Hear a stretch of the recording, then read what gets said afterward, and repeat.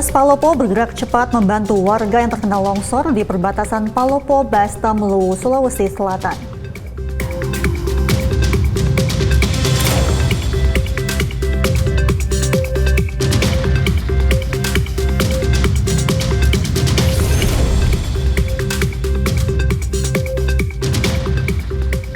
Korps Lalu Lintas menggelar tactical floor game untuk memastikan kesiapan operasi lilin 2024 menjelang Hari Raya Natal dan Tahun Baru 2025.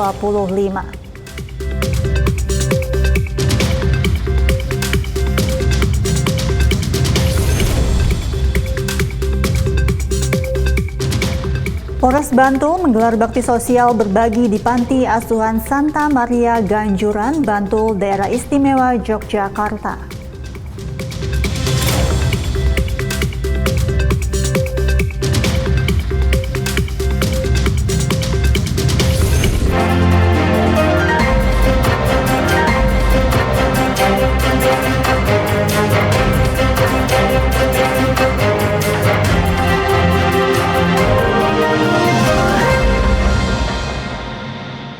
Halo, selamat sore pemirsa. Presisi Utama kembali hadir edisi Senin 16 Desember 2024.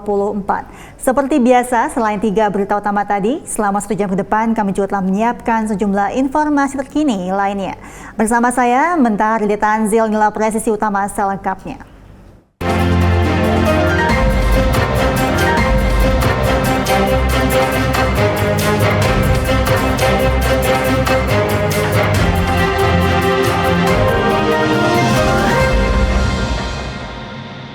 Kita ke informasi pertama, pemirsa. Polres Bantul menggelar konferensi pers kasus pembunuhan yang melibatkan pasangan suami istri. Pelaku yang merupakan suami korban membekap leher istrinya hingga tewas. Polres Bantul, Polda Daerah Istimewa Yogyakarta mengamankan AM, pelaku pembunuhan terhadap istrinya. Pembunuhan dilakukan oleh AM karena tak tahan dimarahi sang istri. AM tega membunuh istrinya Reza Malinda karena tak terima sudah dimarahi. Saat itu kondisi AM sedang mabuk dan tidak pulang setelah pergi untuk bermain. Kasat Reskrim Polres Bantul AKP Dian Purnomo mengatakan tersangka membekap leher korban dengan kedua tangan hingga meninggal dunia.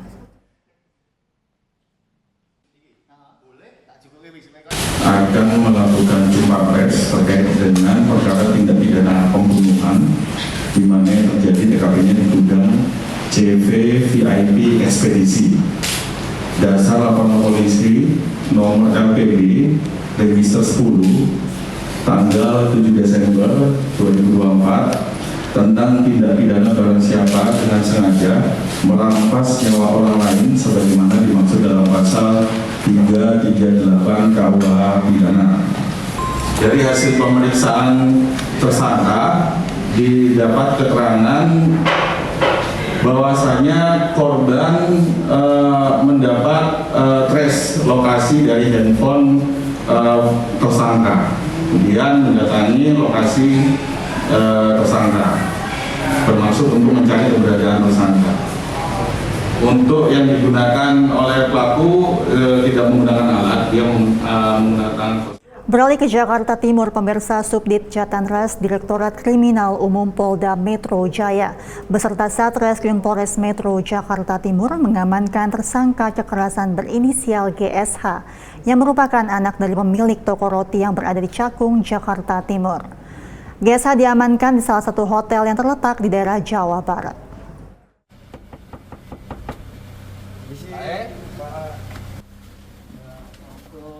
Penangkapan tersebut terjadi pada Minggu malam di salah satu hotel di kawasan Sukabumi, Jawa Barat. Penangkapan ini merupakan hasil kolaborasi antara Subdit Jatanras Direktorat Kriminal Umum Polda Metro Jaya beserta Satreskrim Polres Metro Jakarta Timur. Ketika diamankan, tersangka GSH tidak melakukan perlawanan. Tersangka kooperatif dalam menjawab pertanyaan tim Polda Metro Jaya dan Polres Metro Jakarta Timur. Kapolres Metro Jakarta Timur Kombes Pol Nicholas Ari Lilipali menegaskan bahwa kepolisian masih melakukan penyidikan sesuai SOP yang ada di dalam hukum dan sampai saat ini GSH masih berstatus saksi yang nantinya kepolisian akan melakukan gelar perkara untuk meningkatkan status dari saudara GSH. Dan atas perbuatannya GSH dijerat dengan pasal 351 KUHP dengan ancaman pidana maksimal 5 tahun. Kami saat ini masih dalam proses penyidikan. Kami melakukan langkah-langkah sesuai dengan SOP yang berlaku dalam penegakan hukum, proses lidik-sidik, sehingga kami mohon waktu rekan-rekan sekalian bahwa yang bersangkutan saat ini masih berstatus saksi. Setelah saksi kami akan gelar perkara untuk meningkatkan ke tahap status daripada si terlapor itu menjadi tersangka. Setelah itu dari tersangka kita akan menetapkan apakah tidak akan melakukan pemeriksaan atau tidak, itu nanti proses berjalan. Jadi sekali lagi kami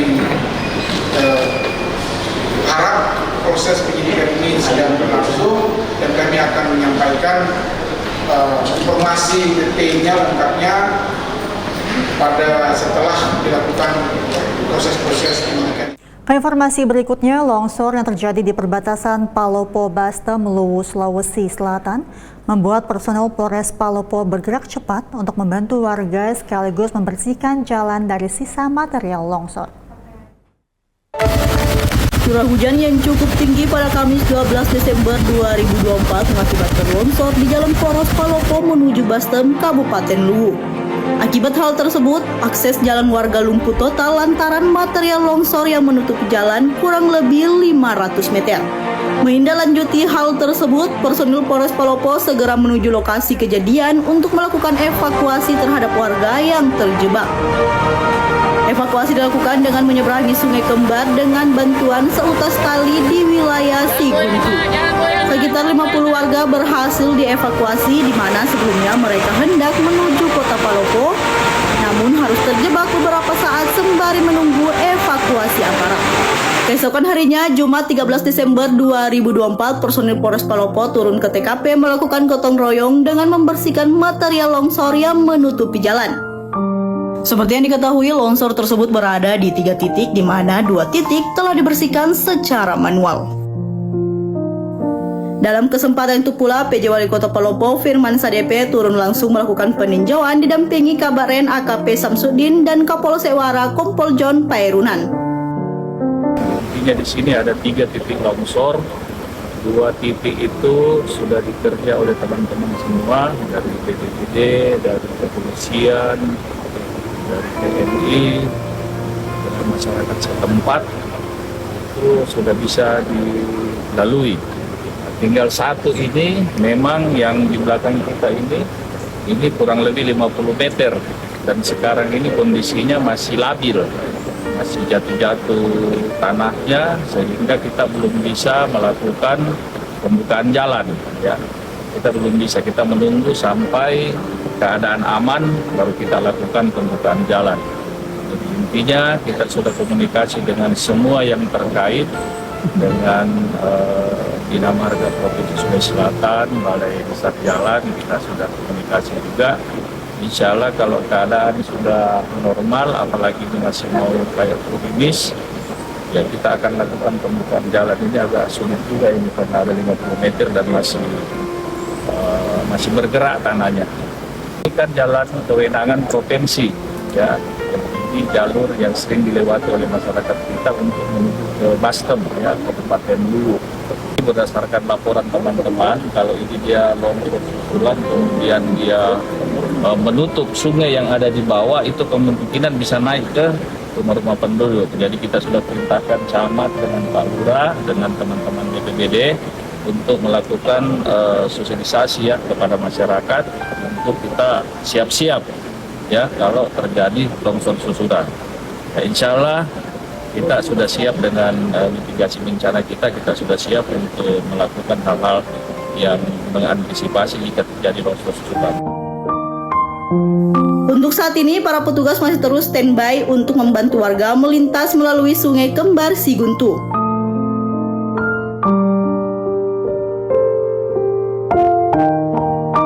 Akses tersebut menjadi alternatif untuk mereka yang melintas.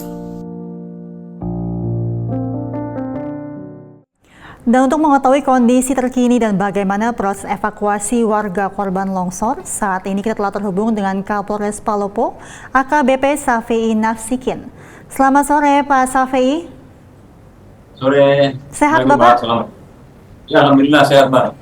Pak Safei, langsung saja bagaimana kondisi terkini longsor yang melanda di wilayah Palopo Bapak? Ya, terima kasih. Kondisi longsor kemarin kita tangani bersama dengan BPBD, Pemkot, ya, TNI dan Markas tempat, sehingga hari ini alhamdulillah kondisinya sudah bisa dilewati dan tetap kita juga pantau dengan melakukan pendirian pos terpadu di sana supaya bisa memonitor, karena mengingat kondisi cuaca yang masih ekstrim. Akan sore hari ini hujan, sehingga kita tetap pantau untuk pangan di atas.